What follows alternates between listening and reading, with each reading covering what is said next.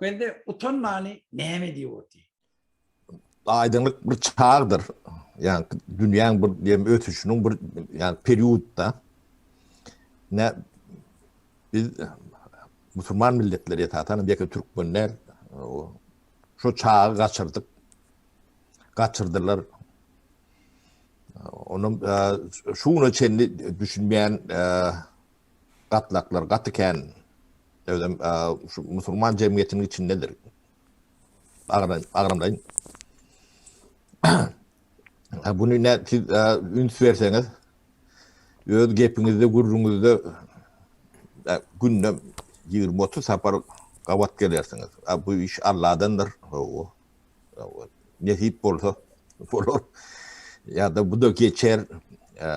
Yine de şoňa meňdeş yani ilmi bilmi esasy bolmadyk klişeler diýende beynin içine oturan cemiyetin içinde beyninizin içinde oturan klişeler vardır. Hemmesi boştur. Elbette peydallık değildir. Yani boş. Allah ot kodu. Allah ot kodu. Allah ot kodu. Türkmen'i seyredip görmeli diyen demesi yok. 6-7 milyar halk var. O hemmesini seyretmeli. Bağ ortada. Sen tam tıklanma aytmadık da adamı diyor. Utanana, kıcalet çekene.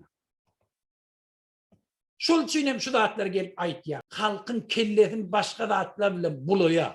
Şu düşmanın isleyen dağıtını et ya. Neymi diyenini bilene. Onun kellesinde başka da. Kuday bileyen yani. Bir psik balmoyla da.